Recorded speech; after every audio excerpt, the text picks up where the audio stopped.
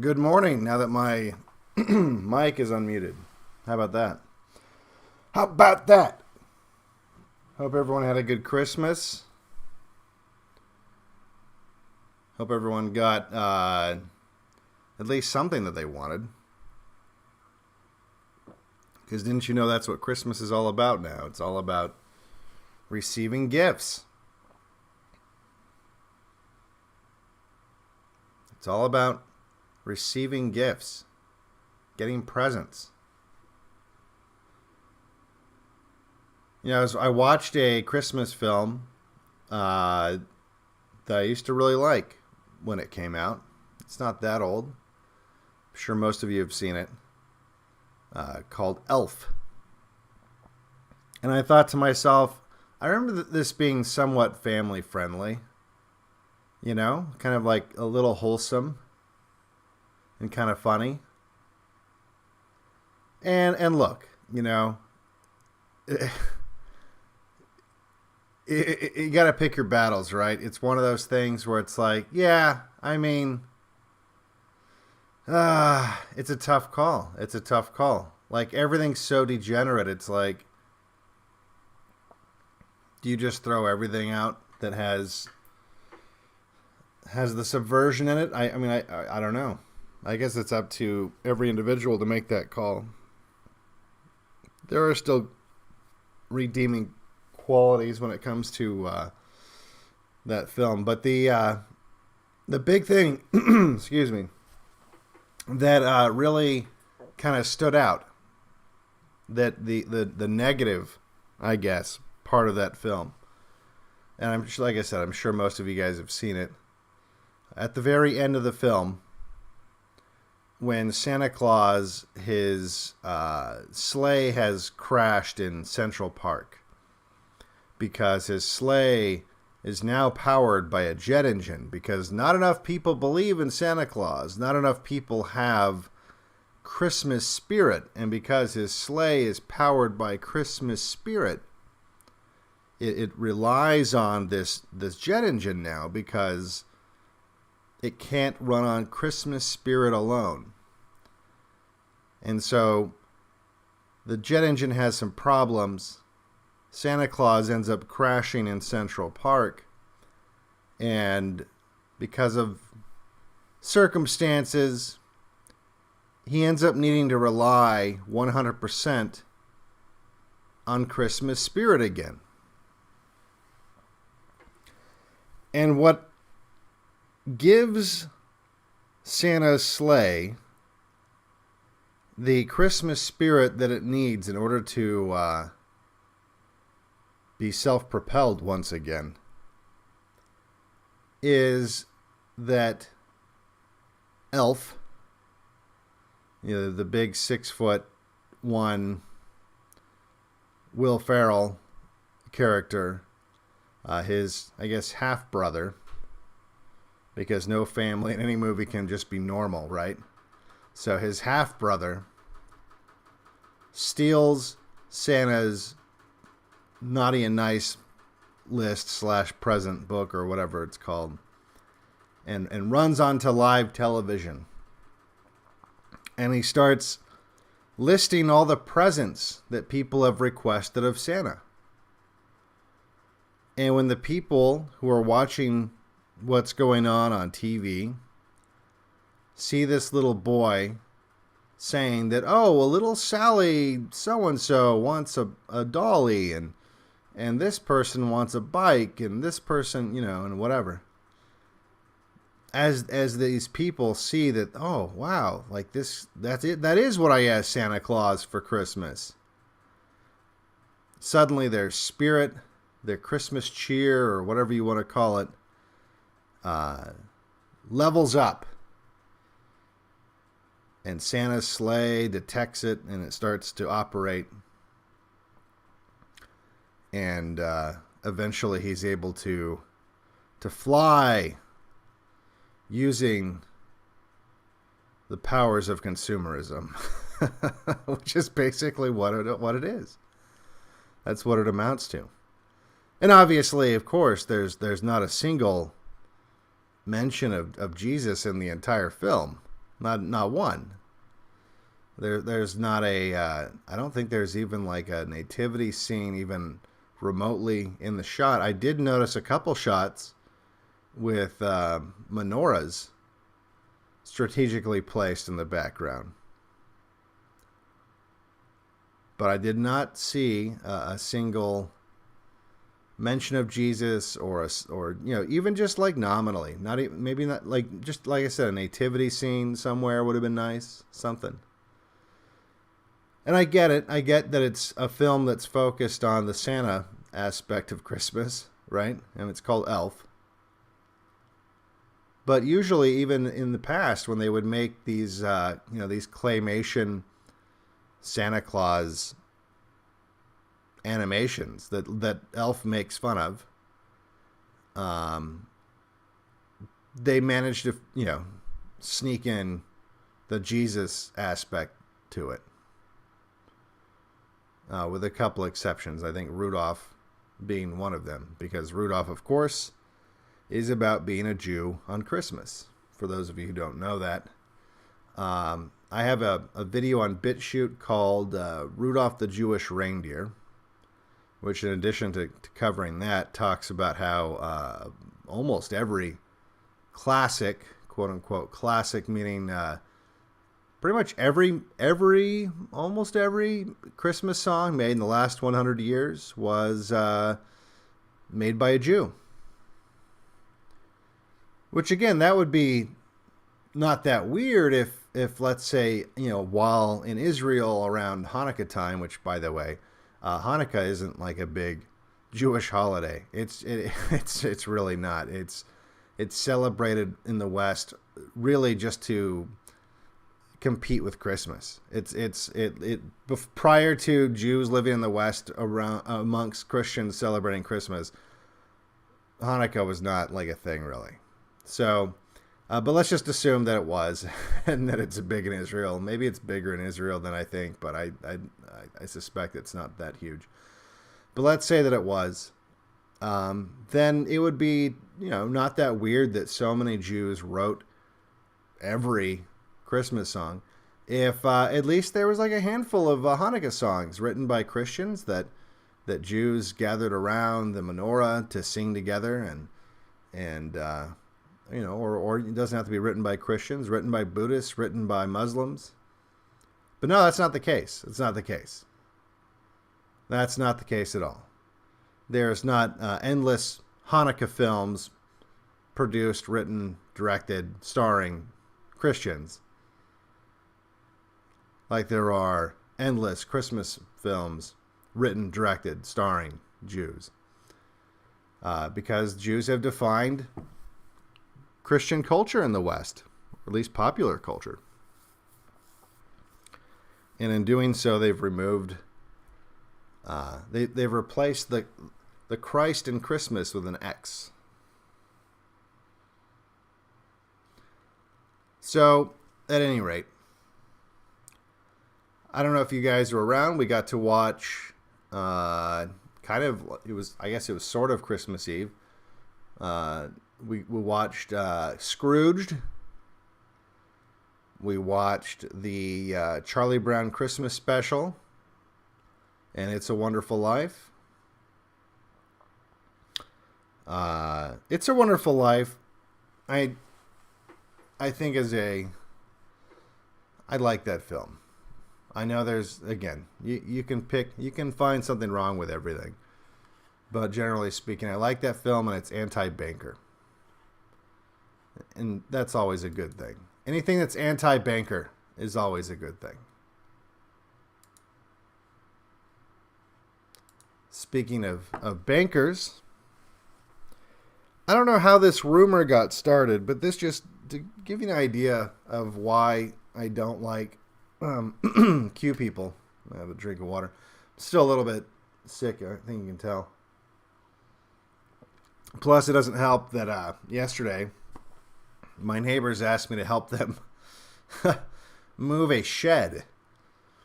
And once we got it lifted up onto the trailer, underneath the shed was a huge rat nest. So I probably have hantavirus or something like that now. It was a dusty endeavor. It was not fun. Did not react well to the shit that got kicked up into the air doing that. So that was fun. That's how I spent my Christmas.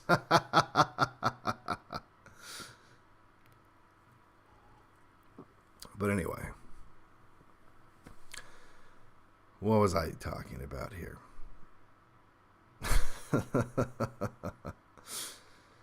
I don't remember. That it must not have been very important. So how did you guys spend your Christmas? Did chat have a good Christmas? Oh, that's what I was going to talk about. I was talking about the Q thing. So Q people, at some point, well, I'm sure by now everyone's heard about the Nashville thing, right? So, official story is, and look, this is just one of those things, like people keep asking, well, what do you think's going on? What do you think happened?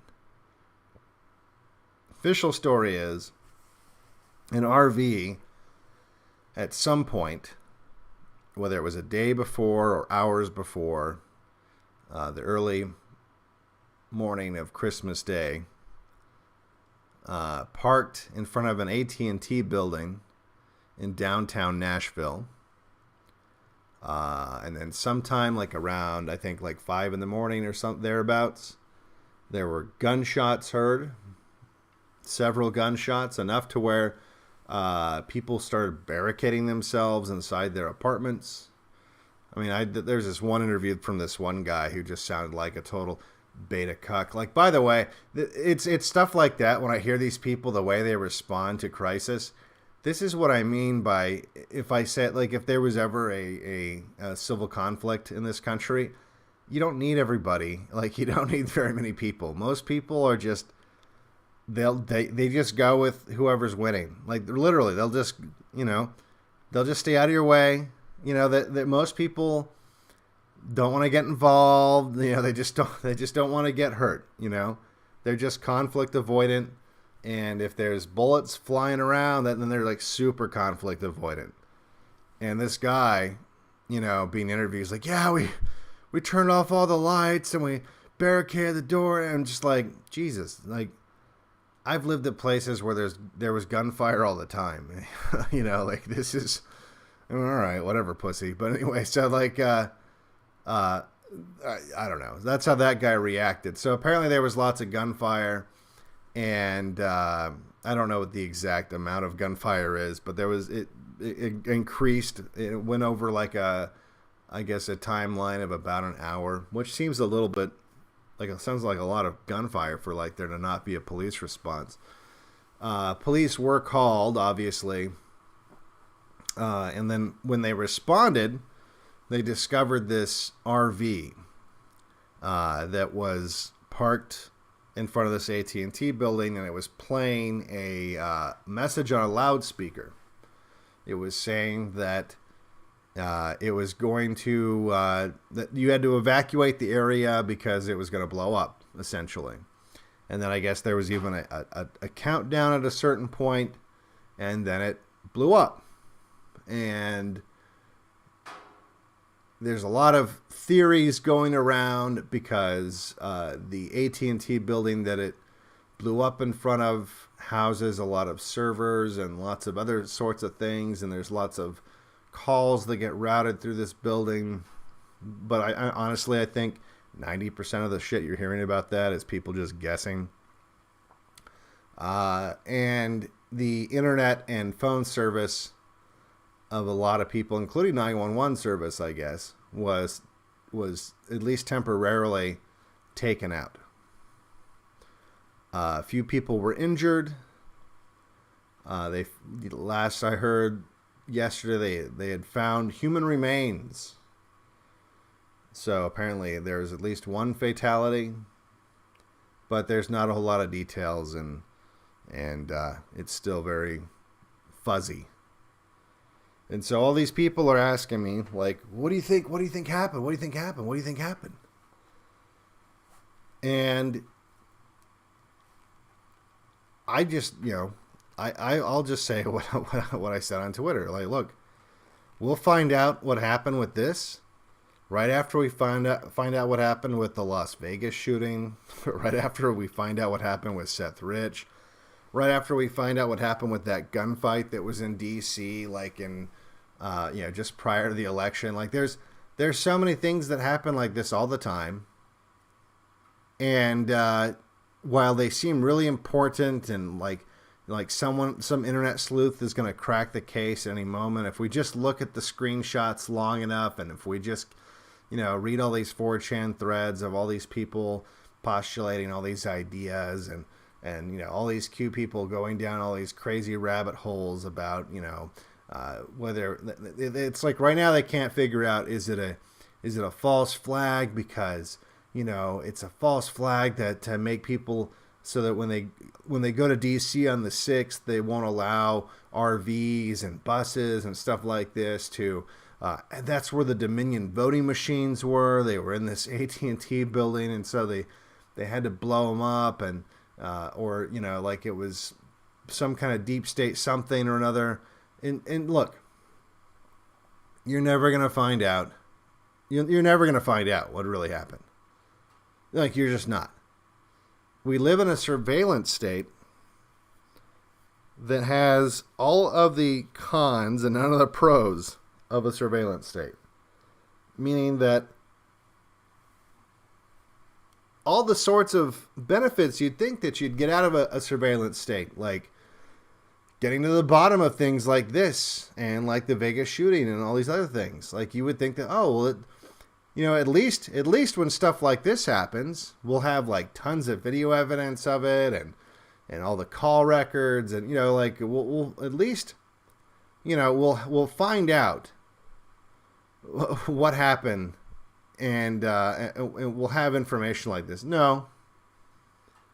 I mean, someone does, but not you. Not you. They'll never share that information with you. Because information's power, and the last thing they want to do is give you power. It doesn't help them at all for you to know the truth about, well, really anything. So we'll never find out. We'll never find out what happened. We might find out a little bit more and maybe have some better guesses, but we'll never really find out what happened. So, it can be fun, I guess, researching and sleuthing and all this other stuff, but I'm not bothering with this one until we get more information anyway. One weird thing that seemed, I don't know why this got connected to this, because I don't see how it would be connected. But inexplicably, a lot of Q people simultaneously started pushing the rumor that Adam Schiff got arrested. Like, somehow this RV exploding in Nashville. This is what I'm talking about. The Q people, they get really carried away when anything actually happens in real life, and they can somehow tie it to their web of bullshit. It goes into some really weird places sometimes, and this time it went into Adam Schiff is arrested now, and it's like, why would you ever think that a man from a old money Jewish banking family would be arrested? That will literally never happen. Like that right there, more than anything else, really should clue you in on how how red-pilled, how woke or in the know, or like, I don't know what's the term that, how down the rabbit hole, how Q-pilled, I don't know. These Q people seem to think like we know, we have the secret knowledge, that we do research and we know what's really happening. You really don't. If you think that a man from a member of the ruling class, even if he wasn't, like, But a member of the ruling class whose pedigree is a wealthy Jewish banking family, if you think that guy got arrested, you have no idea how the system works. You have literally no idea how the system works. Adam Schiff will not be arrested. Adam Schiff could probably shoot someone in the face and then fuck the hole on live television, and he wouldn't be arrested. Look at the Schiff family sometime. Just, look it up sometime. You might be surprised. It's he's not just some guy, okay? He's not even just some rich guy, We're talking like old money banking elite that's been around a long time. Fucking over America for a long time. So, anyway. It's I don't know how that rumor got started, but it got spread all over Twitter. And I was just like, look, I don't even have to look it up. I already know that's not real. Like, I don't even have to look it up. Like, when people were saying like what, I heard Adam Schiff got arrested. I was like, nope. Don't even have to Google it. Don't. It's like hearing, oh, I heard Jesus came back and he's gonna he's here to help Q with the plan, and he also killed all the Jews. Like, if someone said that on Twitter, I would just be like, yeah, why would I Google that? That's ridiculous. And that's the same level of ridiculous when someone says a Schiff got arrested. Might as well say that George Soros got arrested, or actually that's more likely that George Soros would get arrested. So, but no, that's not going to happen. That's not going to happen.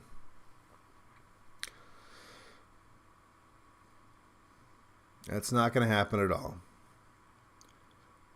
In fact, increasingly, it's look. It's looking like there's not going to be any kind of crossing of the Rubicon. There's just not. And I still I'll keep saying that the chance does exist, because it's been a really weird time the last year or so. And anything's possible, but I'm just saying there's nothing that indicates to me that would happen at all. I mean, in fact, there's quite the opposite. And all the people saying that it's going to happen are the more you find out about them, the less credible they are.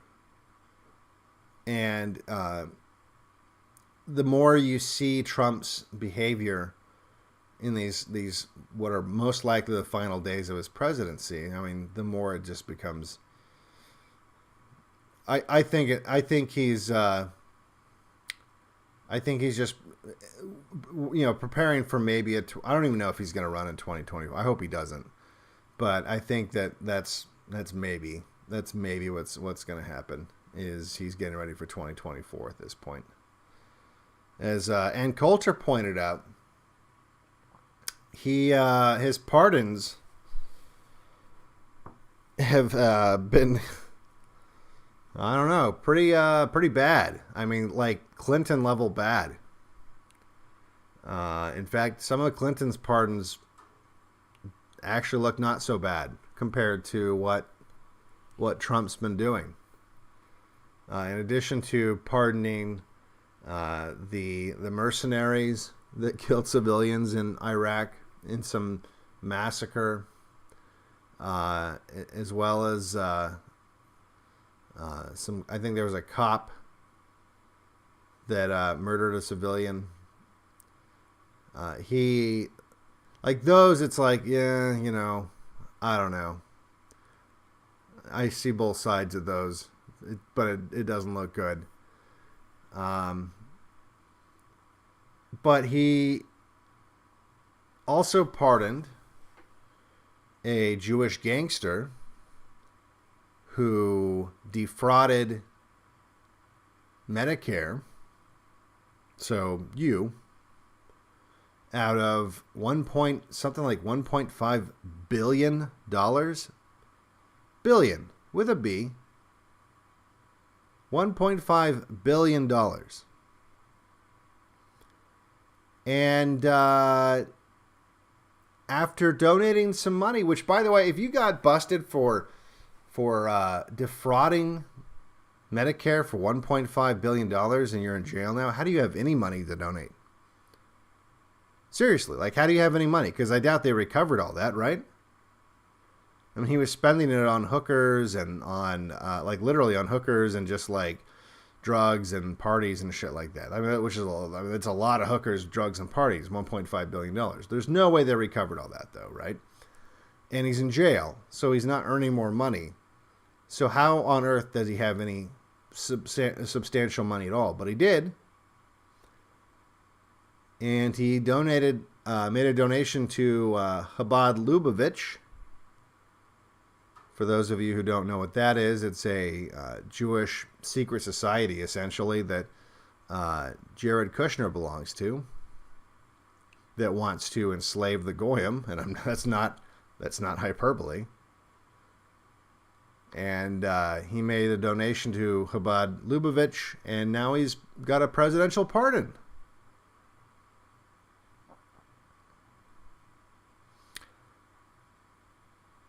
Yes, and as someone in chat said, Trump also pardoned Jared Kushner's dad. Jared Kushner's dad, who had been put in jail by Chris Christie because, now I might get some of the details wrong, but I think the story goes something along the lines of he blackmailed. He didn't want his sister-in-law to testify to a grand jury that was investigating him. And so he hired a prostitute to fuck his brother in a hotel, and he got video of it, and then used that to blackmail his brother's family into not testifying against him to a grand jury, or I forget what it had. I think it had something to do with a real, he's a gangster, and he was a real estate gangster. He was a mobster, so it was like some real estate crime he was involved in, and he didn't want his family to testify, so he blackmailed his brother with some scumbag prostitute scheme that he had going on. And Chris Christie put him in jail for it, which is why Chris Christie was ejected from the transition team, because Kushner, was like he put my daddy in jail. And so he got kicked out. And now his daddy's out of jail because Trump thought that was a more important pardon to issue than, say, for, I don't know, Julian Assange or Snowden. It's a little sad because I see all these people with high hopes that Trump's going to issue a pardon for Julian Assange. And it's like, I don't think you understand who you're dealing with, Again, it's one of those things where it's like, I guess it's possible. I mean, I don't have a crystal ball, I can't see the future. But Trump immediately, the second he was in office, what'd they do? They fucking they locked up fucking Assange, and Trump acted like he'd never fucking heard of the guy before. I did a whole video on that. Look, I'll play the video, I guess, if you want to see. If you want to see a video that's gonna maybe rock your faith in this idea that Trump's going to give Assange a pardon. Let me take a look here. I gotta find this video here. I mean, there's just so many people. You know, someone said, oh, here it is. Someone said something on Twitter that really it rang true. And that is, it's unfortunate that everyone these days has such short attention spans and short memories, because politics involves or requires a long memory. And it's true. Like, you can tell by, I mean, just for example, like the way that people flip-flop on Tucker, right? Oh, Tucker said something I like, so base Tucker. And then like literally a day later, oh, Tucker's, he's part of them. He's in the deep state, you know, or he's a Jew, or, you know, whatever, right? But then he'll say something they like again. Oh, base Tucker. It's like they have the memory of a fucking goldfish or a puppy. You know, it's like they literally don't remember yesterday.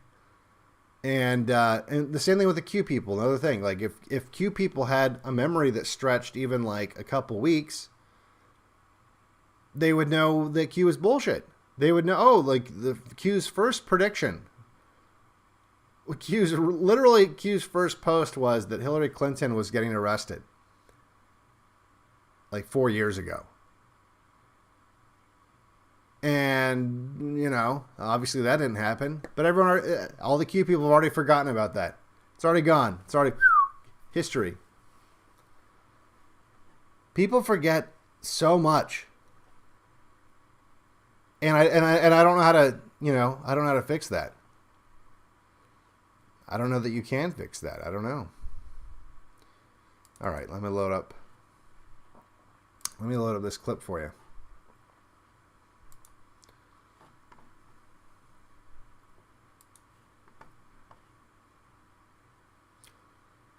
Let's see here.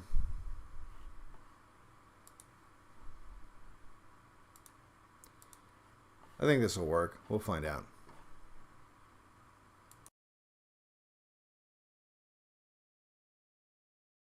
Do you still love WikiLeaks? I know nothing about WikiLeaks. It's not my thing. WikiLeaks! I love WikiLeaks. Looks like Bernie got a little bit of a bad deal based on WikiLeaks, right? They want to distract us from WikiLeaks. It's been amazing what's coming out on WikiLeaks.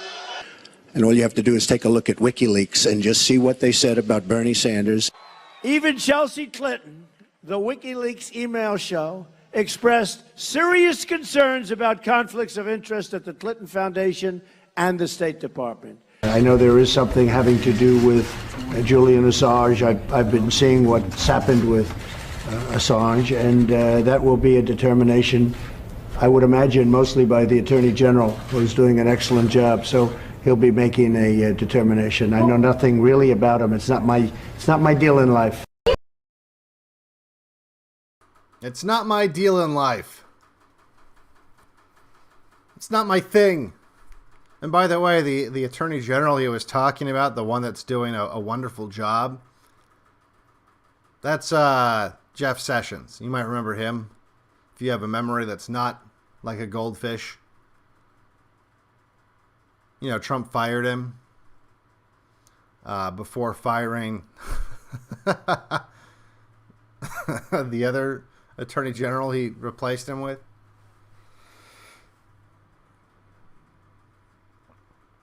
So yeah, that's you know, it's not his thing.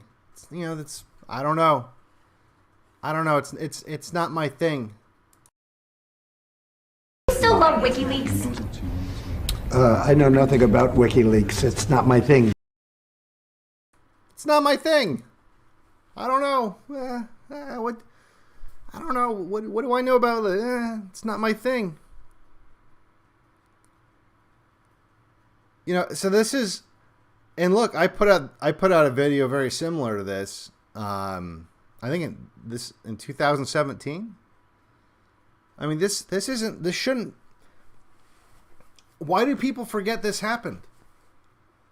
Why do people think that Trump is now all of a sudden? See, this is what I talk about with when it comes to the cult of personality, where people have lost all connection with philosophy or justice or ideology or anything, really. It's all about Trump's personality. And so they have these mental blocks where if it's something that looks poorly, if it makes Trump look bad, it's like their brain dumps it. Their brain instantly dumps it. And so when down the road, because like I said, I think this is from 2017. So down the road, when this should be something that you remember happening, right? That wasn't that long ago, right?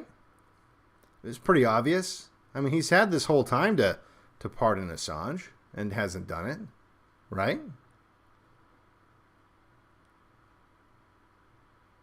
But it's just gone from their brains. It's like everything else when it comes to Trump. It's 90% wishful thinking. Now, look, like I said, who knows? Anything can happen, right? But this doesn't make it look good. This doesn't make it look like this is something that you should really be betting the farm on, right?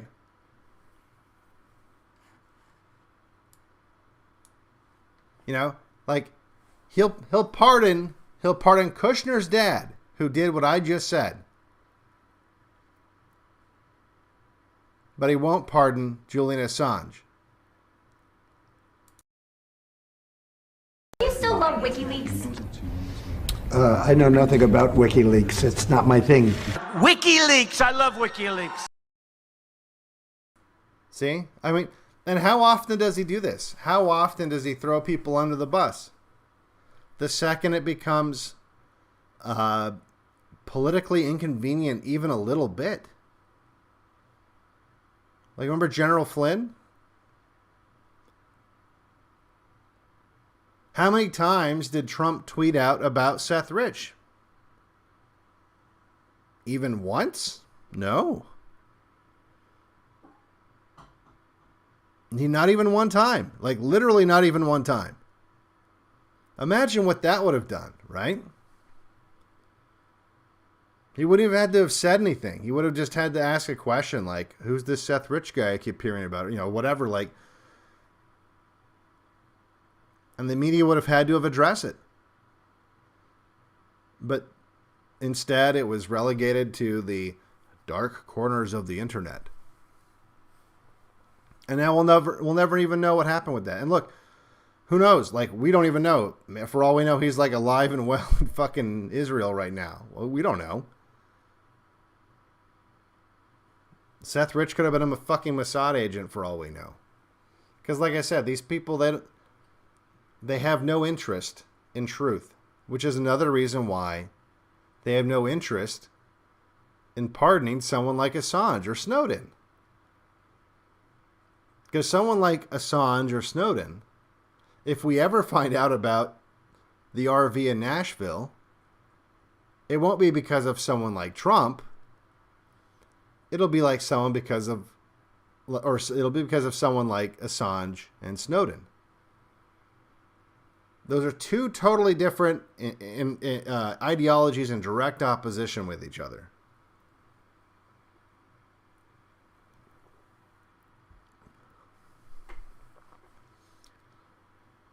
People like Trump do not want to share industry secrets with people like you. Because it lessens their power. It necessarily lessens their power.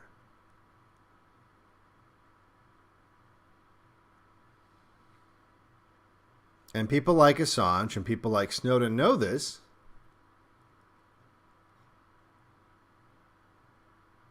So that's why they do it, but that's also why people like Trump dislike people like Assange and Snowden.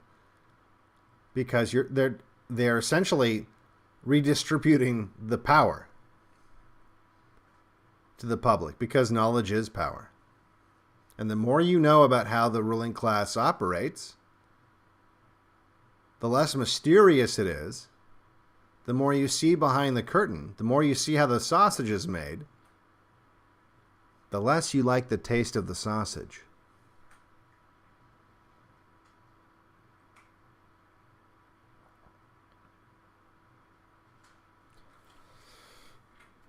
So, I don't know. Like I said, is it possible? Look, it's just as possible that he pardons Assange, I guess, as it is that he goes full on Rubicon crossing, which I don't think is possible at all, actually, but whatever. I'm trying to get better at seeing these diamonds. The problem is it's different. Like on YouTube, you have an actual tab that you can click to, and then you have like the super chats and all right there. But in terms of the on D Live, it doesn't do that for you, or at least not that I know how to do yet. So I was scrolling there to see if there's anything, but I appreciate that. Do people like Snowden know about the JQ or anything? Well, I've heard Assange actually tiptoe around that subject. And WikiLeaks has also kind of talked about Israel's influence in the West. But they're not as explicit as I feel like they should be. But they also don't act like it's not a thing. Snowden, I haven't heard him say anything about Jewish influence in the West, but I don't think that was like really his thing, you know?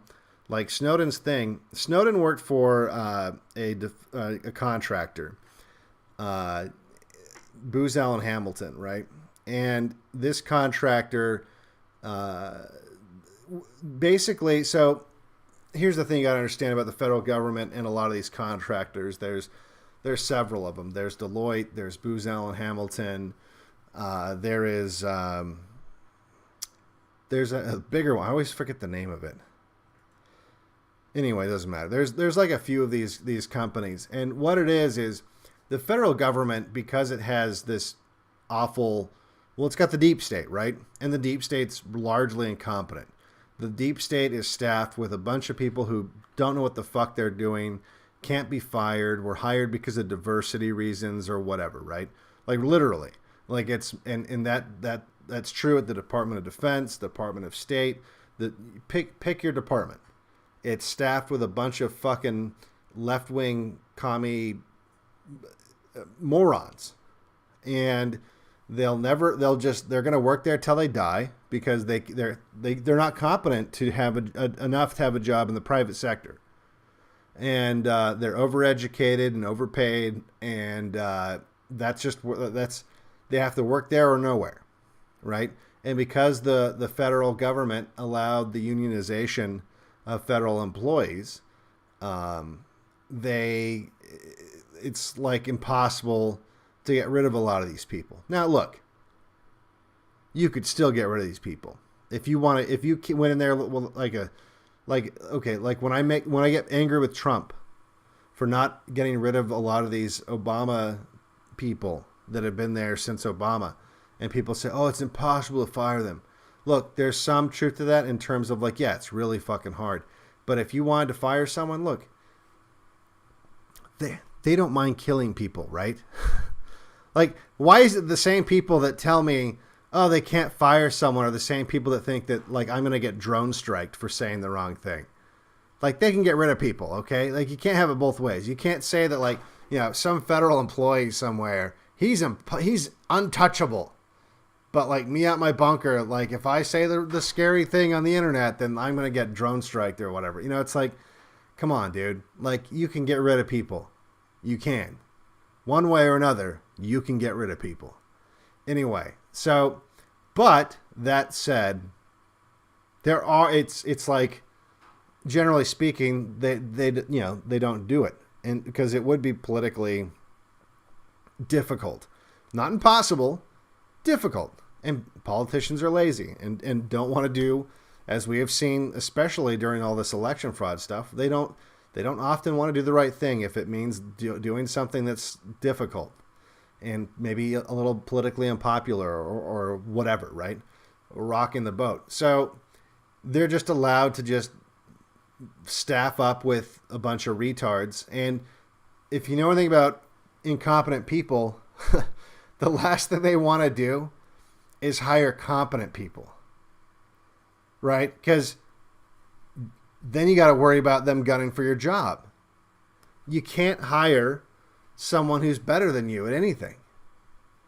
And so they just hire people worse than them who can't tell how bad they are.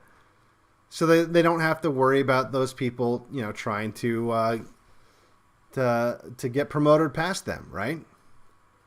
And just imagine, like, that's been going on for decades. Like, that process of just hiring idiots, like idiots hiring idiots, has been going on for decades. So what's happened now, we're at the point where these agencies are they're totally incapable of performing even the basic functions that they're there to perform. And so what do? Well, they turn to the private sector. And there's an entire industry, and I'm talking like billions and billions and billions and billions of dollars. I mean, I don't think you understand. I worked on contracts that were like millions and millions of dollars for like the stupidest shit. I walked into my boss's office one day, and he threw a trifold pamphlet, like a little brochure, onto the desk. And they said, "What do you think of this?" And I looked at it. I was like, I don't know. It's all right, I guess. He's like, "Is it $250,000 all right?" I was like, "What do you mean?" He's like, "That's how much it cost to make that." And I was like, Jesus Christ. So, I mean, this little pamphlet, this little fucking brochure that no one's going to read. It's just going to be in a waiting room at some government office that, like, maybe if there's no magazines, you'll take it out and look at it. And it'll be obsolete probably in like a year or two. $250,000 to give you just like an idea of like the scope we're talking about, on the money that's there to be made in this kind of a business, right? So there's an entire industry of these companies like Booz Allen, like Deloitte, like a bunch of other ones. There's like a handful of really, really, really big ones, and then several smaller ones. And the really, really big ones, actually, they can muscle other people out by they lobby to have all these crazy requirements that you have to meet, even just to bid on a contract, right? And so it's basically they've made it impossible for like a smaller, like I could just go in there, right, and to the same agency and be like, "Hey, you paid $250,000 for a fucking pamphlet. How about this? Give me $50,000, which is that's a great deal for you, and I'll make 2 pamphlets," But you can't do it. I can't do that because there's all these stupid things that you have to meet, like all kinds of stupid little regulations and all this, because these bigger companies have lobbied for that to make it impossible for that to happen. So they have the market cornered on this waste, right? And so what they do is anything at all that requires anything, I don't know, with a above room temperature IQ, they have to subcontract it all out. They subcontract it all out. And that's what Snowden was. He was a subcontractor because the people at the NSA apparently don't have enough people that actually know how to do their jobs at the NSA to actually do it. So they have to contract it out through a company like Booz Allen. And so that's basically Snowden. He was just this computer nerd that worked for one of these contractors. And then when he got access to some of these servers and he started to see some of this shit, he was like, "What the fuck? Like, this is really bad. This is really bad." And it's allowed to go on because you have people running these agencies. A, like a lot of them are just incompetent, right? And B, they're not there to serve. Like their motives are not to protect the Constitution or to serve you as a public servant. That's not why they're there. They're there to serve the ruling class. You know, that's their only function. Because the only people that can ever remove them from office, you know, is the ruling class, right? Like if, you know, it's like I said, people act like you can't fire these people, but if that was true, then there was a lot of people scared of what they called, he's a political. That just meant that like he was an appointee, right? That means, so for example, the bureaucracies are staffed with like these deep state people, like these career bureaucrats. And no matter who's president, most of them are still there, right? They don't change them out because they don't clean house like Trump should have cleaned house. But what does change, like DOJ, right? So all the DOJ lawyers, whether, you know, if you go to work at the DOJ or, you know, FBI or whatever, you're going to work there for, like, you know, a lot of these people 20, 30 years until they retire with their sweet ass fucking government retirement, right? And it doesn't matter if Obama's president or if Trump is president or if Jeff Sessions is the AG or if Barr is the AG, you know, they're still going to just be working there.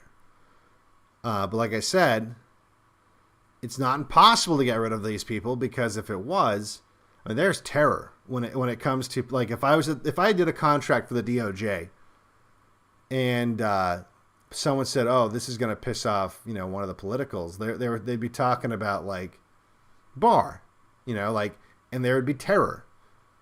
Like that's who they're afraid of, because Barr would have the ability to get rid of someone. It's not impossible to get rid of people. It's just distasteful. I don't know. Like, it's just something that they don't want to do because because they are unionized, and I guess it could open up some can of worms and be a whole process. But like I said, look, there's other ways of getting rid of people if you really want to get rid of them. And you can always just, well, fuck it, reassign them to something they don't like. There's ways of getting rid of people. Now, the other reason why the contractors have grown so big is that exact reason, actually. It's like, yeah, maybe it's harder to get rid of a bureaucrat, but you can end a contract like that, you know? In fact, that was the shitty thing about when I was working through these contractors, was you always had the gun to the head. Always. Like they could just, because you were never like an actual employee, they could just stop the contract that day with no notice, and then you're just fucked. And that would happen sometimes. You know, they would be like, "Oh, we're out of money. Cease working on this project. And you better find another one. Or you can't work at the firm." And you're just like, "Oh, good. Oh boy." So anyway, Snowden was just some guy, in my opinion. I know there's a lot of people that think all kinds of crazy things about Snowden, but I think he was just some guy. And he saw some crazy shit. And he put it out there.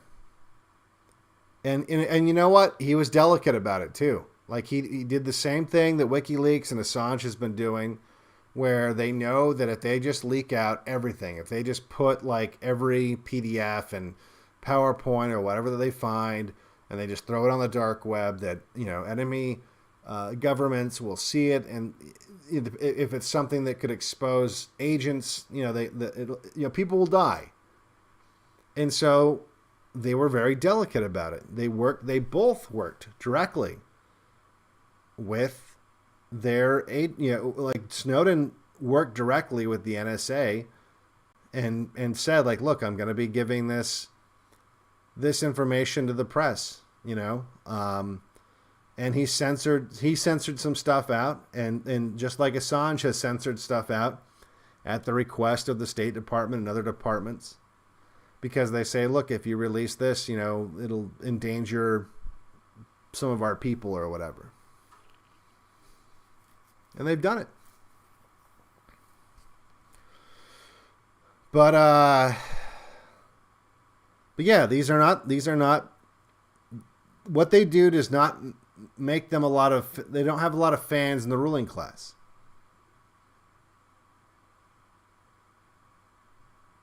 You know, as Trump said, it's not his thing. He's going to leave it up to the DOJ, just like how many other things has Trump left up to the DOJ? How many other things when people have asked, like, well, Trump, when are you going to start draining the swamp? I don't know. Talk to Jeff Sessions. I don't know. Talk to Bill Barr. I'll retweet this meme of Bill Barr getting yelled at by Chris Farley that he better start arresting people. Did that help? Is he arresting people yet? What if I tweet out presidential harassment in capital letters? Is the swamp drained yet?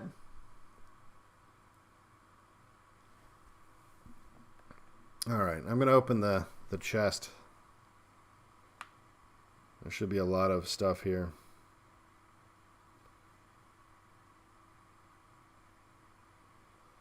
I am opening the chest. Yeah, they're all related. In fact, I've been trying to figure this one out. Jeff Sessions, when he got in there as the head of the DOJ, I kept thinking, like, why does this seem like deja vu? Why does Jeff Sessions as head of the DOJ seem like deja vu? And I don't know. Have you guys ever played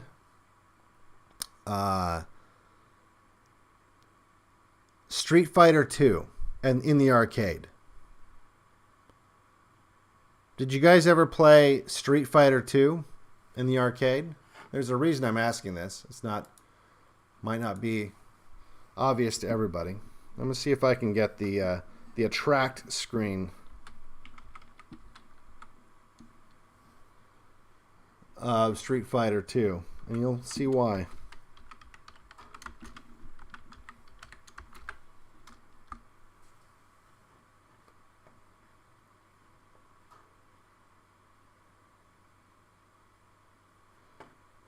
All right, I think this is it.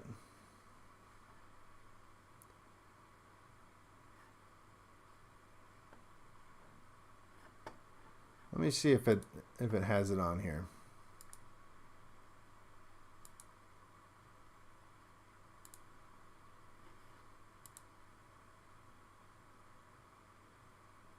I might just do a screen cap here.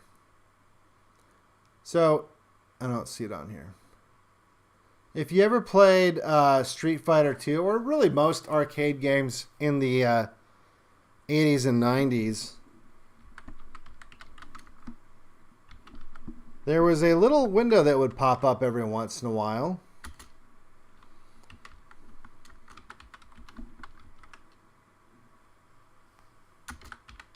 Let's see if I can find a screen cap of it. Yeah, here we are. I'll pop this up here. Every once in a while playing these games, you know, it's kind of like the don't do drugs stuff back in the day. You know, you would have this screen pop up. I want you to look at that carefully.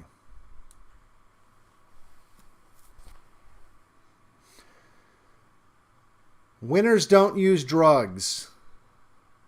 William S. Sessions, director of the FBI. Now, I don't know. Call me crazy, but I don't think Sessions is a very common last name. I don't think that's like a super... I don't think that's a name that's... I don't know, that really anyone besides Jeff Sessions and William S. Sessions that I've ever heard of having. It's kind of a weird name, right? And I have looked for the relation between, because they have to be related, right? They have to be. There's no way they're not. And you would think that would be like a thing that would be talked about, right? Like, this wasn't very long ago. This was in the, I don't know, late 80s, maybe early 90s. You would think that would just be brought up. It'd be mentioned that, oh yeah, Jeff Sessions is, cousins or nephew or, I don't know, to William Sessions. Or that it would be linked up somewhere in their Wikipedia page or something. And, no, I can't find any info. But come on. It's impossible. It's impossible that they're just not related. It's impossible. And it's just one of those things where it's like, all these fuckers are related. All these fuckers are related. The fact that Bill Barr's dad is hiring Jeffrey Epstein at a job at a school where he has no, I mean, all these people are connected like this. Like it's crazy. Like, all these people fucking know each other. Because it's nepotism. Because no one is there based on merit. No one. You can't, by the way, it's like you can't like break into the ruling class. You can't do it. Oh, but Trump didn't. No, he didn't. You think Trump was born poor?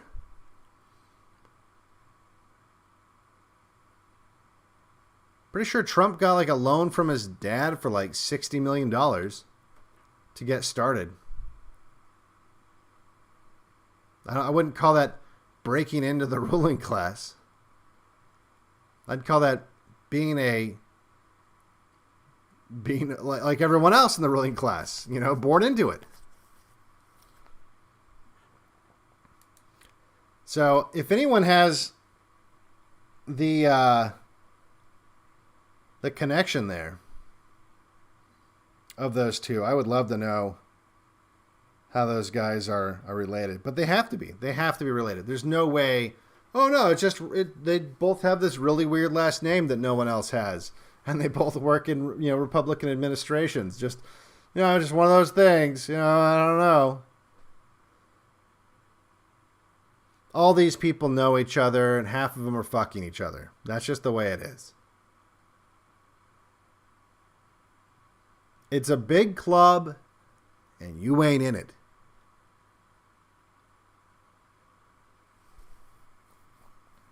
That's just the way it is, guys.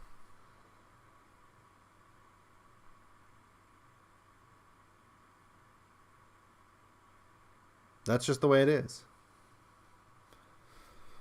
All right, let's take a look at chat. Seems to be a pretty significant delay between, like it's more than usual, between when I'm talking and when it updates actually on my tablet here. So I don't know if everyone is that delayed. Big Club, it's about bloodlines. Yeah, there's a book called, I think it's called The Bloodlines of the Illuminati. It's like a really thick, hard to find book. But thankfully it was FOIA'd. Like the FBI had a copy of it on PDF. And so you can get it because it was FOIA'd. So you can get it for free. You want a print copy, it's going to cost you. Like, it was hard to find one. I ended up paying like $50 for it, which was a deal because a lot of these are really expensive. And it was this guy named Fritz something, I forget. I mean, look, the guy himself doesn't seem like a very reliable person, to be honest. But I think at least some of his research is pretty good. And he picks out a lot of these bloodlines. And they're names that you never hear about. Like, never hear about. But they're very... It's like the Schiff. The Schiff family is in there. Adam Schiff's family is in that book. So, it's definitely worth looking into. Because you can just go to the FBI vault and do a search for, I think, just Bloodlines of the Illuminati. And you can download the whole thing in PDF. Springmeyer. Yep, that's the guy. So here we go.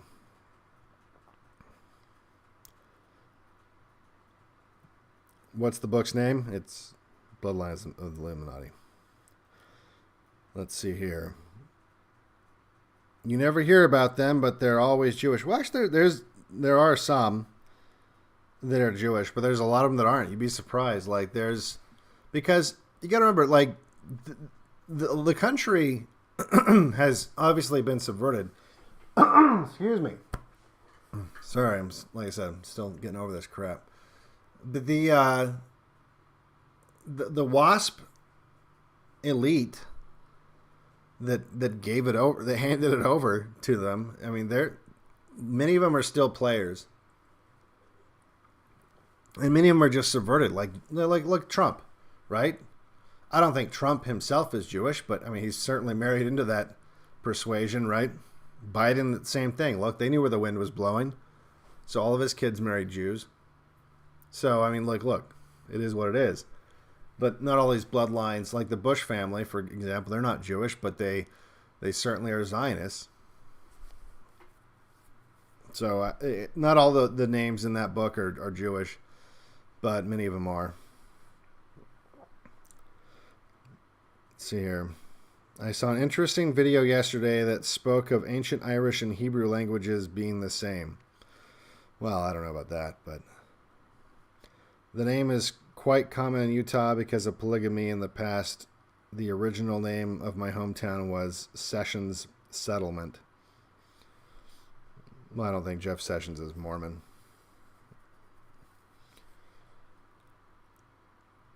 Let's see here. Jews are bike thieves to them. Might as well be Jewish as far as I'm concerned. Okay, I don't know who you're talking about. But Trump said in his inauguration speech that he wants to give power back to the American people. Yeah. And Alex Jones said the Rothschilds want to give the money back to the American people. But ain't happening, is it?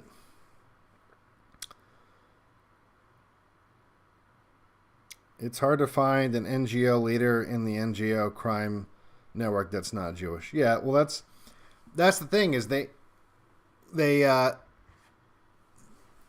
that's how they've taken over in a lot of ways, right? Is using nonprofits, using the legal system. Like, look, it's part of their culture.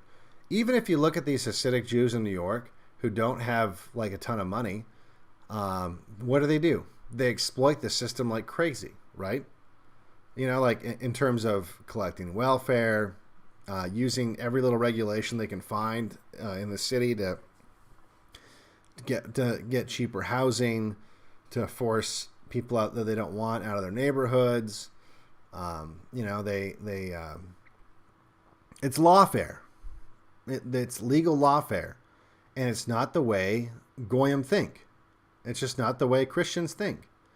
Christians think of the system as something to protect them from bad things, you know, that might happen. Jews look at the system as a resource and a weapon at times, and something to exploit at times. You know, it's a very amoral way of looking at life. I guess that's really the biggest difference, is Christians see it as immoral to exploit the system because they realize that, well, when I exploit the system, I'm exploiting everyone around me in my community, right? And that's clearly not something that a good citizen does. Well, if you're an outsider, if you're not really a member of the community, you don't look at it as exploiting your community. Your community is all the other people that are exploiting the same system. You're all doing it. And so you don't have, like, there's no moral quandary. It's all about, oh no, we're just trying to gather as many resources from the host as possible. And look, I've been saying, look, if you want to, them's the rules now. If you have the ability to collect anything from the system, whether it's disability or food stamps or I don't know, whatever you qualify for, right? Like there used to be, and there shouldn't be, but there used to be this shame about doing it. Look, the ship's going to go down. You might as well suck from it like a vampire all the way down. Everyone else is going to. You're a sucker if you don't do it. I mean, exploit it as much as you can. Take everything you can from this place, because once it's gone, it's gone. And you're the one paying for it anyway, right? I don't even want to know how much money I've paid into the system. But it's a lopsided deal. You're paying way more into it than you're getting out of it. So get as much as you possibly can out of it, and don't have any fucking shame about it. Like, not even a little bit. I've said before, all these people, oh, I can't afford to have a kid. Yeah, you can. I mean, you think all these black people popping out kids, that you think they can't afford to have kids? They're having them. They're having them. The states, you're just paying for them. Like, you can't afford to have your kid, but apparently you can afford to have theirs. You're paying for theirs. Just fucking have a kid. Most states have programs. I mean, your kid's not going to go hungry. Okay? And so what? You can't buy, like, the fancy stuff that you wanted to buy your kid when you were, like, a kid. Like, oh, I'm going to make sure my kid has, like, the fastest fucking Power Wheels and the fanciest bike and the nicest shoes. And, fuck all that shit. Kids don't really care about that anyway. Unless you make them care about that. You know? If you sit them down in front of a TV and let their brain rot on commercials, then they'll care about it, right? But that's on you then.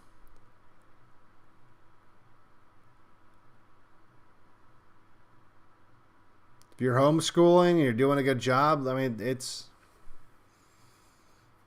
your kid will be taken care of. The state, believe it or not, at least for right now, they still have the resources to keep these people alive. You know, like, your kid will have health care, your kid will have food. You know, and if you can't handle providing the rest, I mean, what are you doing? Like, how I mean, even if you're living in your fucking parents' basement, you should be able to pull this off, right? So don't let the financial thing be the reason you're not having kids. So what if you don't have rich kids? Rich kids suck anyway. Okay, let's take a look here. My 6-month-old nephew's favorite toy yesterday was stacking cups. Exactly. Kids can have fun with a fucking cardboard box. Buy him a box of crayons and a bunch of paper.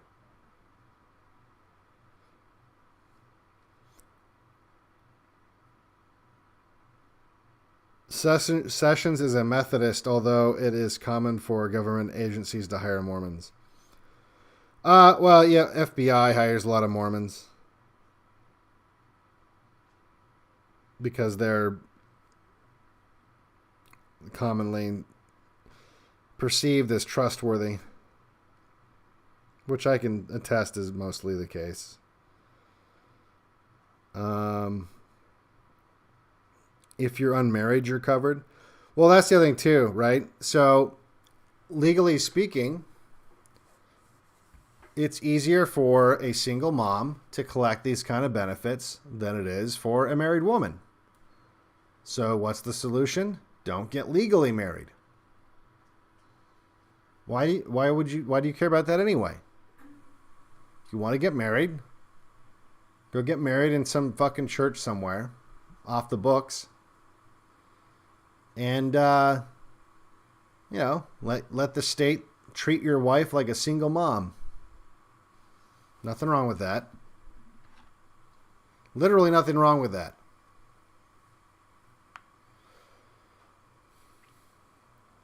Can you explain what the Great Reset is? It's global communism.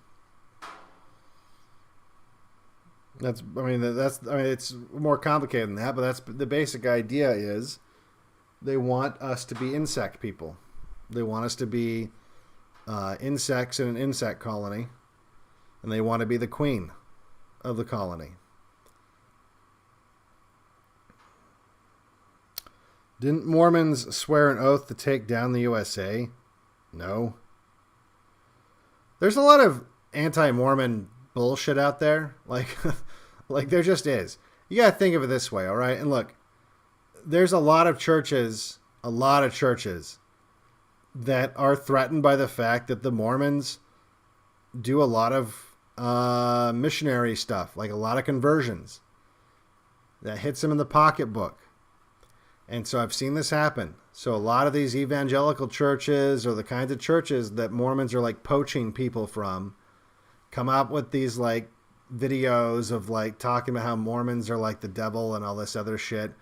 And it's fucking insano shit. It's insano. Okay? Like, Mormons don't take an oath to take down the government. I wish they did. Mormons are usually like really nice people and really cool people. And they're having more kids than most of the other Christian religions.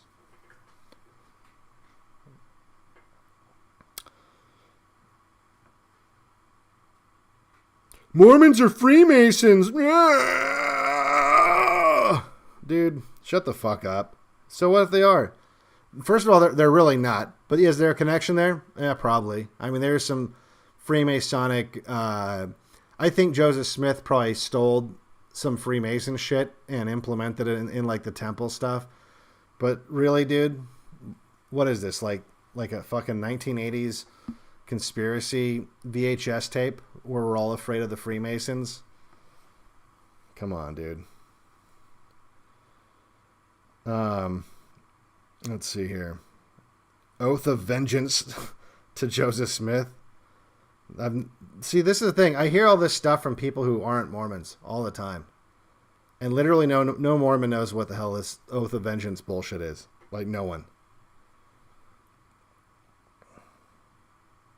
Let's see here. We need to start judging people more by their character. Yeah, I mean, look, some affiliations are bad, right? They are. But Mormonism's not one of them.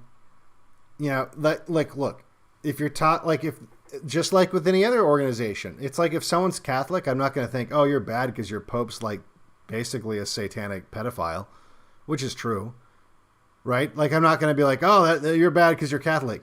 Now, if you were, like, friends with the Pope, I'd be like, yeah, you're probably bad, right? Same thing with the Mormon thing, right? Let's say there is some, like, weird, crazy blood oath bullshit, like, which doesn't exist for the most part. Maybe there's something, I don't know. But if there was, it wouldn't, the average Mormon's not going to be tied to that. Just like the average Catholic has nothing to do with, like, pedophile Satan Francis, right? The average Mormon's not going to have, like, weird blood oath, vengeance, whatever thing, okay? Like, that's just not a thing. Like, I mean, you got to think of it. That doesn't have broad appeal, right? That doesn't have broad appeal. So you wouldn't be able to get people to convert. If like, oh, by the way, we have this weird blood oath vengeance thing. Yeah, that wouldn't work. So, okay, maybe if someone had like some affiliation to someone high up in the Mormon church, okay, then maybe you could be suspicious. Because I'll tell you, look, the one thing I do have a problem with, well, not the only, but one of the biggest things I have a problem with the Mormon church is they used to have open books in terms of their money, right? That you could, if you wanted this, because Mormons pay 10% of their pre-tax, 10% of their income to the church, because tithing, right? Tithe means tenth. That's biblical. So they take it seriously, and so you're supposed to, at least, and most people do. So it's a lot of fucking money. You got to think of how many Mormons there are in the country. And so they're getting 10% of the income of like all those fucking Mormons. And a lot of these Mormons are fairly successful people, right? Presumably, I don't know. Romney, I don't understand how he's even really a Mormon given some of his views. But let's say he is. And presumably 10% of his income, which is significant, is going to the Mormon church too. So it's every Mormon, right? So they used to have it to where you could go down to like Salt Lake and look up and see where all this money was going, you know? And it was just right there. It was like not a big deal.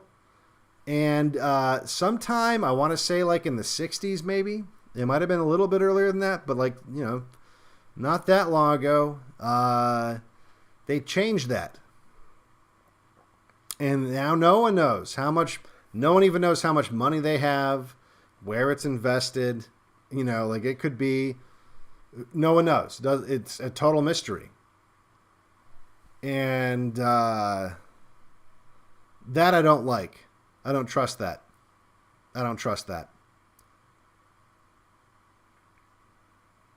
So it just seems like, it just seems sketchy to me. It seems sketch.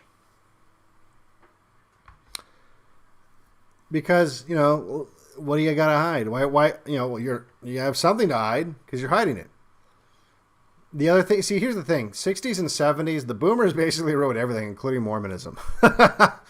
So until 1970, I want to say 1978. I could be wrong, but it was in the 70s. If you were black, you couldn't have the priesthood in the Mormon church. And then the boomer Mormons changed that rule as well. So Mormons used to be way more based. All right, let's take a look about this.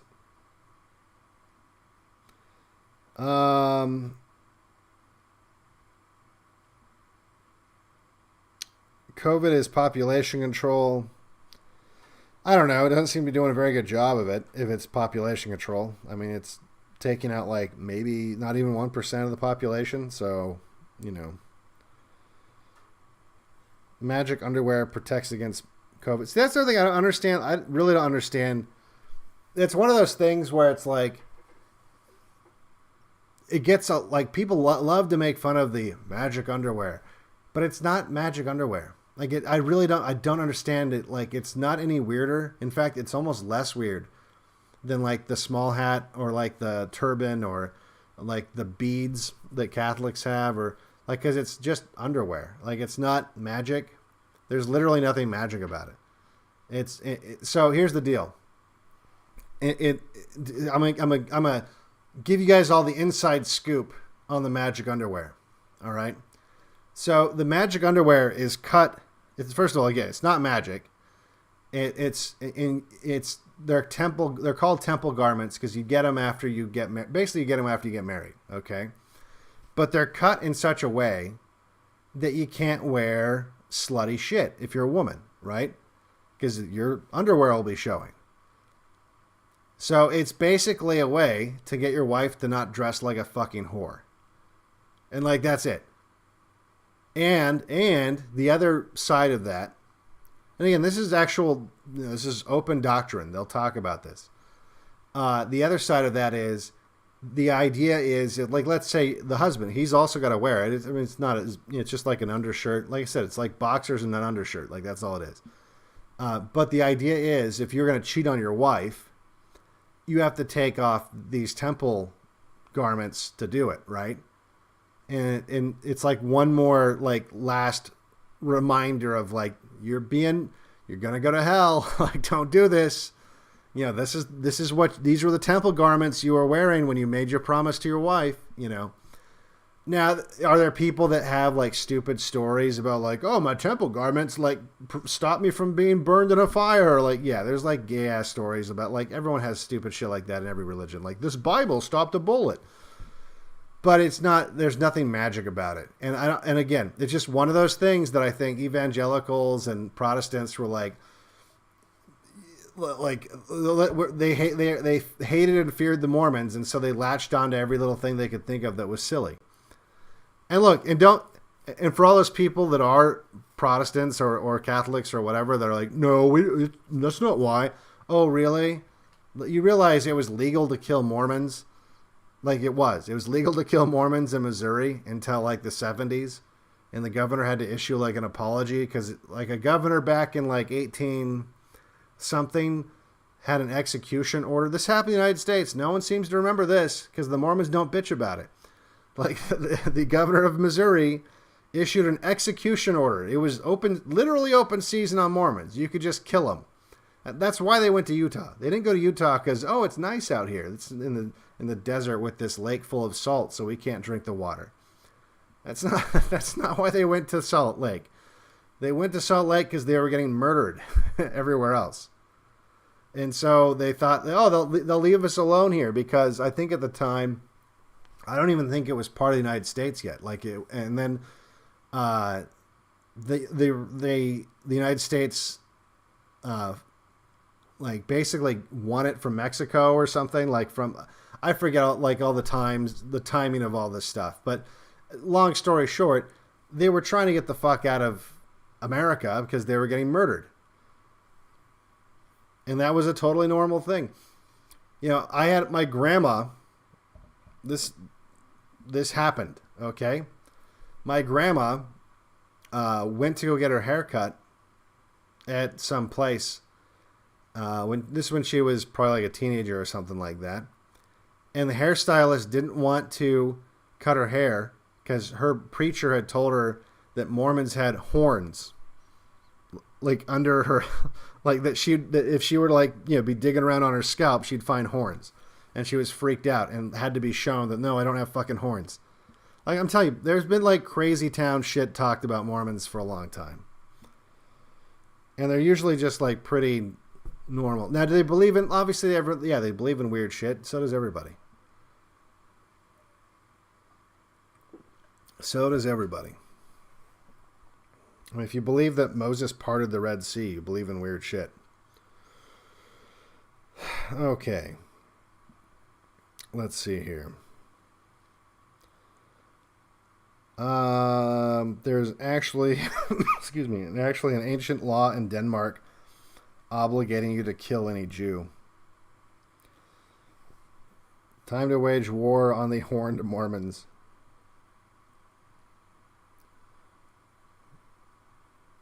Yeah, no, like I said, that people actually believe that shit. And I mean, look, I can't remember if this was I think it might have been I think it was my great grandma. I don't think it was my grandma, because I think it was my mom's grandma that happened to. So I mean, it was a while ago for people to be that dumb to believe it. But I mean, that's the context. I mean, people were fucking murdering my family. That's why they left Missouri and went to Utah. I've got pioneer genes that are pretty rugged and raw because all the weak ones got weeded out, either through getting murdered along the way or dying of starvation and all that shit. But like I said, you literally never hear Mormons bitch about this, which it's funny because it's a pretty good persecution story, right? It's a pretty good persecution narrative. Now, look, it's portrayed as somewhat of a persecution narrative within the church, but it's not like a Holocaust. It's not at all. And in fact, like I said, most Mormons are fairly patriotic and don't look at it as they don't see themselves that's why the weird thing when someone was saying the weird revenge blood oath thing, I've literally never heard of that. And because that's not the context that this is taught when you're a kid and they teach you about this stuff. It's not through some angry lens of we'll get them back someday. I mean, again, maybe there's some Mormons out there that think that way. I've never met any, and it's not taught in the churches that I went to when I was a kid. But it's I don't know, maybe there's someone out there that thinks that way.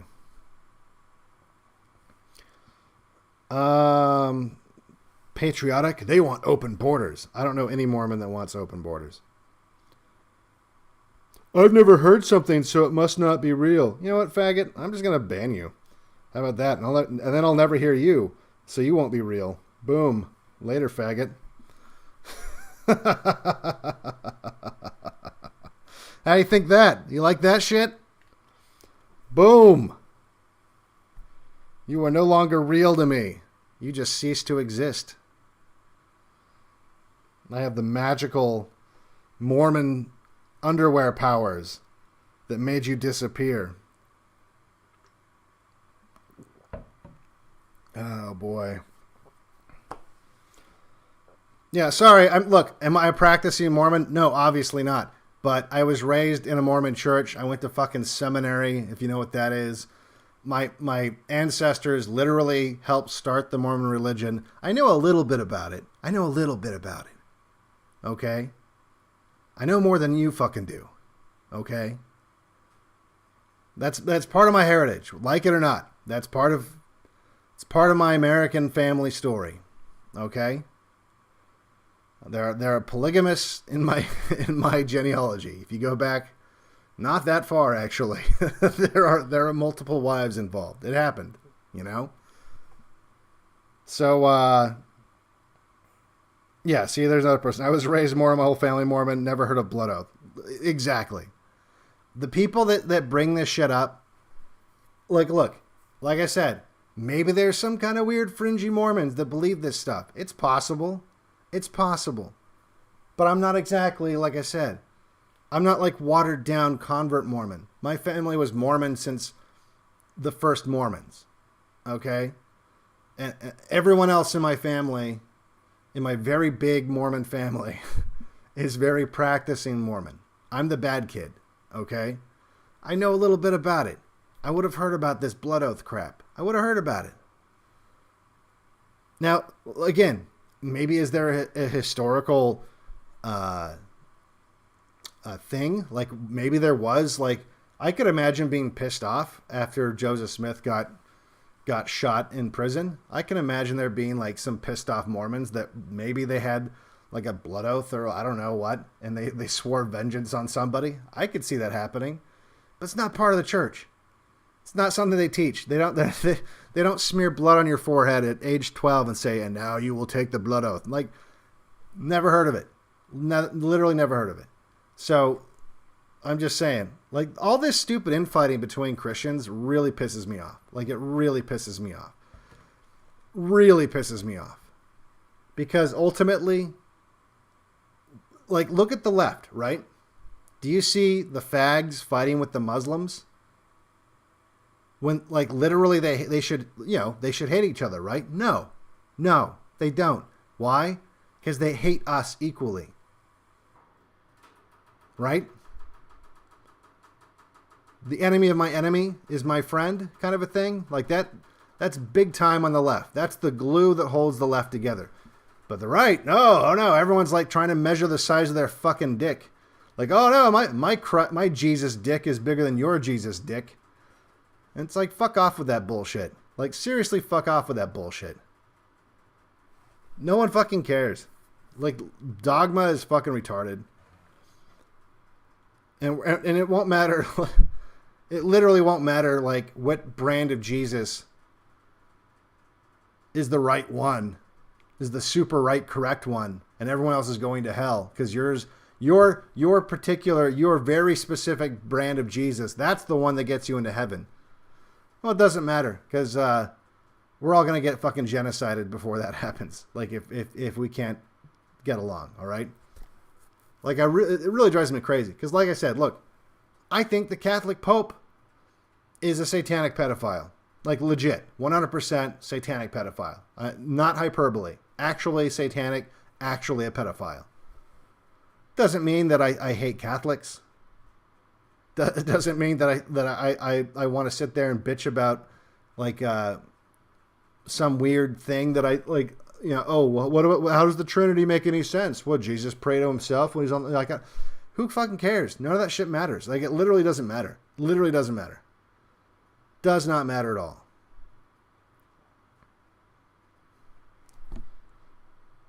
Like, literally none of that shit matters at all.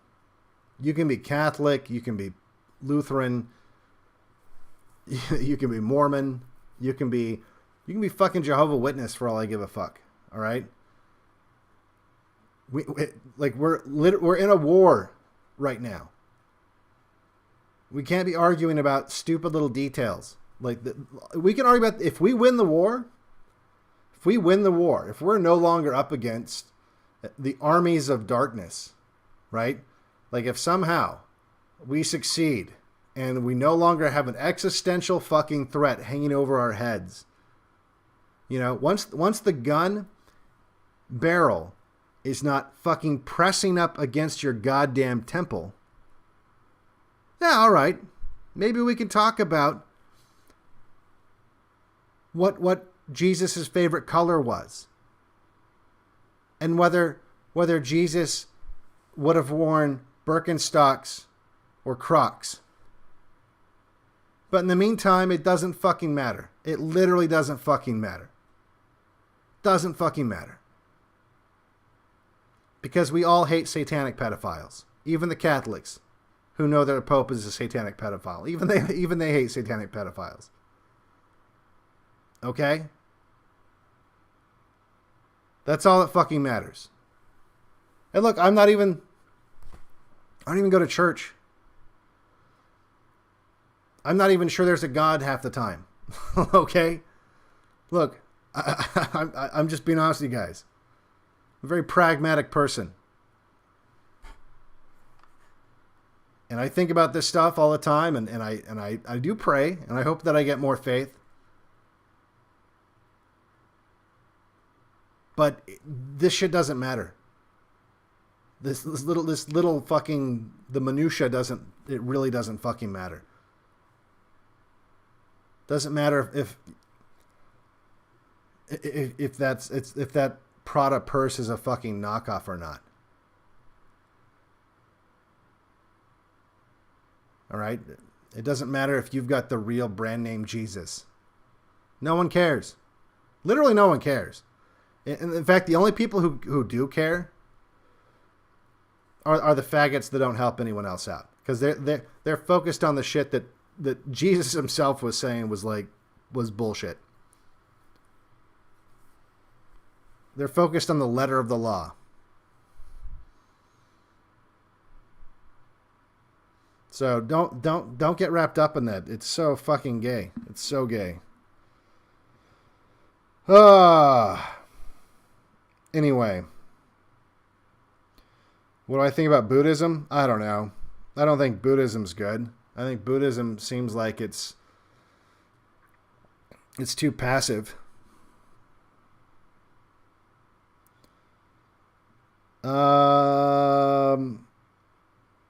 What is a faggot if you don't care about dogma or doctrine? What are you even fucking talking about, dude? A bundle of sticks.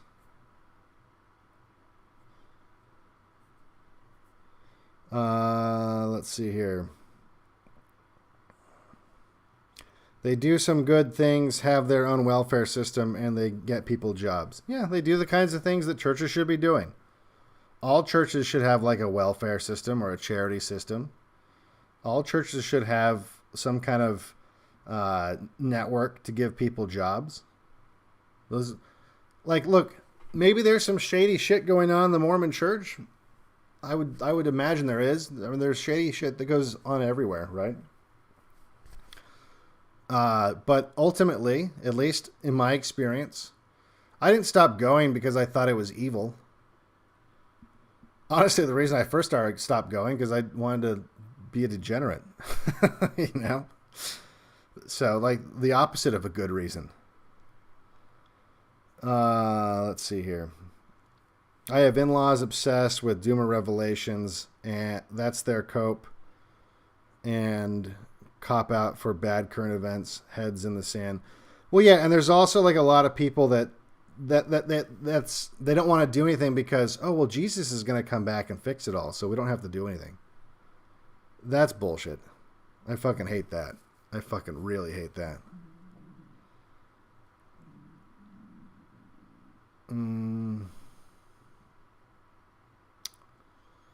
Amish are the best model for our present circumstances. I don't know. I think they take it too far. They're an extreme example. I don't think you have to go full Amish to succeed. I don't think they're doing it wrong. But I think that, I mean, like, look, I couldn't be Amish and be doing what I'm doing right now. I couldn't be talking to people. That's something that they're limited by. So, you know, it works for them, and it's, you know, it's successful for them. That's good, but it's just not for me. I wouldn't want to go full Amish. My rich uncle died, and my cousin won't share any of the $50 million with us now. We are poor. Well, that sucks. I like Osmonds versus Jacksons. Yes, the Osmonds were Mormon. There are massive differences between Buddhism and Western Buddhism. All right, well, I'm not an expert on Buddhism. I am soon getting to the point where I should join Satan if he would help me get rid of the Jews. Well, no, you don't want to go that far. Which was Jesus's church? The pre-Negro can get into one of the levels of heaven or post? What? I don't know what you're talking about.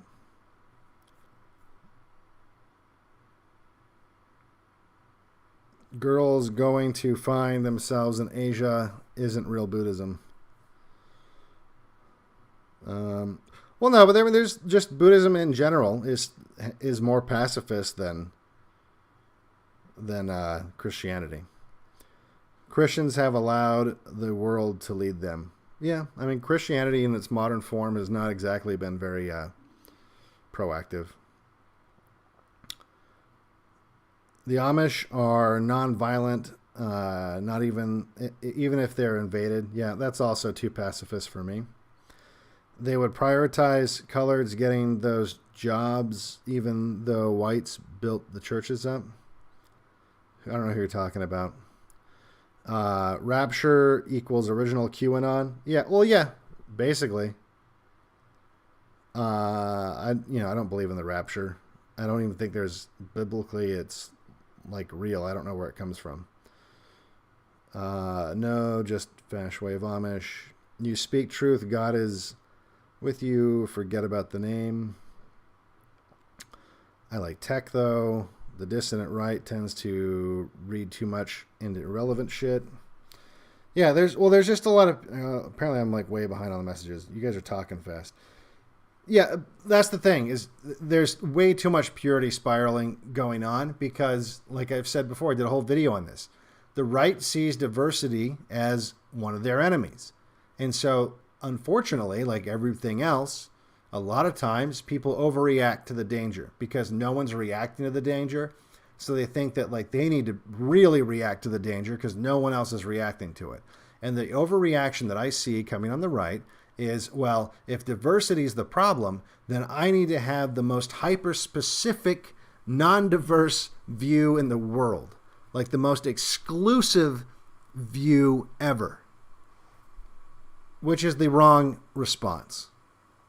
That's the wrong fucking response. That's an overreaction that's not going to work. Because if you get like this super hyper specific ideology that only includes like, racially 1% of the earth and then like 1% of that 1% because of ideology and then 1% of that 1% because of whatever else, whatever other fucking rules you've applied, and then good luck finding even that amount of people that this applies to. You'll never be able to actually form a group with these people, and then you fucking lost.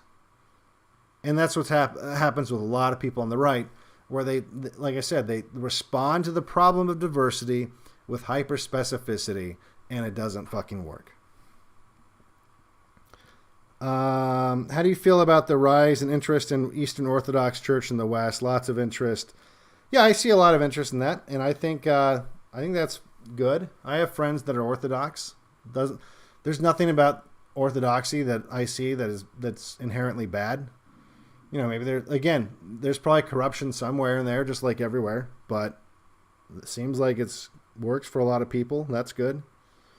I think it's weird that their Christmas isn't until like next week. That's a little weird, but it's not a deal breaker. So, all right, so what? So your Christmas is on a different day. Who cares? What happened to Catholicism in Ireland is a good example of what's going to happen to all Christian countries: gay marriage and abortion. Well, there's just a lot of watering down of Christian theology in modern Christianity, and especially in America. Like where you've got quote-unquote Christians embracing trans kids. Like I think I posted that video on Telegram and on Instagram of that Unitarian church or whatever the fuck satanic Christian church that was. that was pushing trans kids like openly on video. It was fucking horrifying. But that is the current state of Christianity in the West right now. And it's not just like little tiny sects either. It's large. I mean, the Anglican Church, same thing. There's a lot of this fucking SJW bullshit that's been, or even like the Catholic Church, and like I said, to some extent, even the Mormon Church has some of this stuff. You know, like Mormons tend to have a problem with the JQ. Not all of them, but there's a lot that do. Not because of not because they're Zionists necessarily, but because there is, like every Christian, there is like what the people that get mad and start, oh, you guys are Christ cucks or whatever, like those people, like, as unhelpful as they are, they're not totally without a point in terms of, yeah, all Christians, there is like a role that they think that Israel plays, right?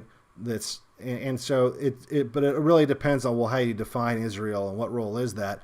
And there's some Christian sects that define it as actually Israel, and they define the role as something that we have to all die for, right? Unfortunately. So that's like the extreme on one side. But then there's varying degrees of that. There's people that say, no, actually, you know, the new church is Israel or whatever. But yeah, there's a little bit of cuckery going on in Christianity, but that's just like I said, that's every religion has things like that too.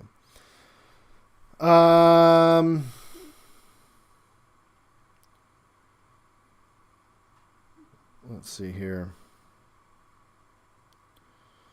I think if we simplified everything to good versus evil, it would be much easier to look past the little differences that keep us fighting. Well, that's the thing, is these people want to kill us.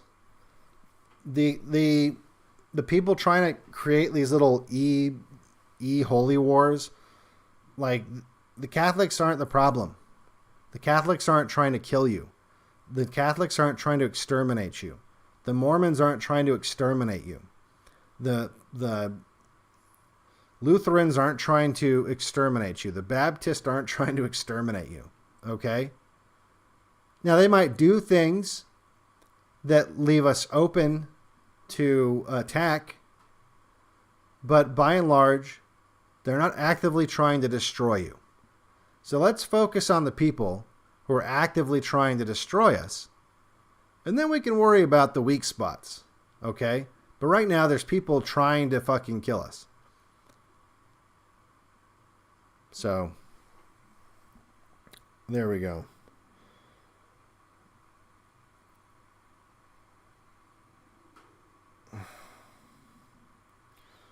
The Mormons want to corrupt our children with their teachings. Yeah, no. Are you being serious? Or are you being? I have to scroll around here. See, this is the problem, because I want to ban you if you really are saying that after what I just said. If that's what you're coming out with, then you just need to get banned at that point, because you're totally fucking missing the point. Totally fucking missing the point. I won't ban you this time, but next time I will ban you, because it's like, dude, what did I just fucking say? Like, what did I just fucking say?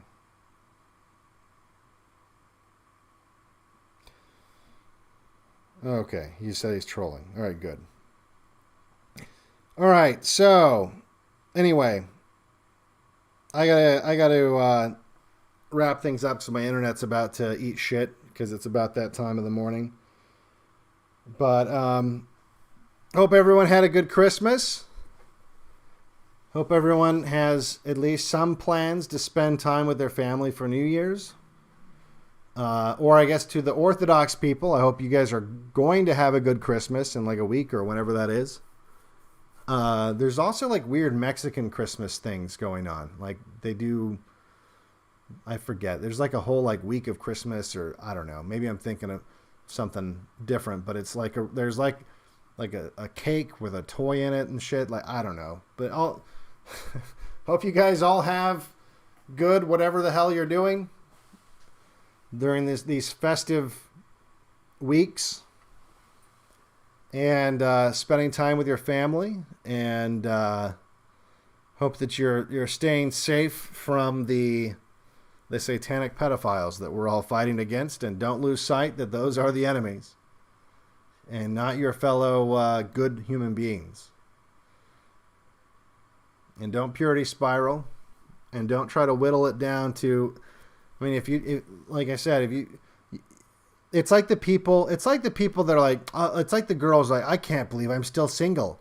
I can't believe I'm still single. All I want is a guy who's 6'8", makes $1 million, is ages between 18 and 30, and drives a $100,000 car, and owns a private jet. That's all I want. That's all I want. Why am I still single? I don't understand it. Like, doesn't he see like how awesome I am? Like, that's what you sound like when you start like nitpicking all these things wrong with all these other Christians. It's like, dude, all right, have fun being a fucking cat lady. Have fun being a cat lady by yourself with no one that cares about you, because you've made the list so small. The people that even, like, let's say these people you're describing exist that meet all your little standards that you've created. What makes you think they're going to want you? I mean, do you even meet your own standards? Chances are you don't. Let's be honest. Chances are you don't. Chances are that if you were to hold yourself up to all these same little fucking standards that you want like all your allies to have, you wouldn't measure up. So keep that in mind. Hope everyone has a good day. For Black Pilled, I am Devin Stack.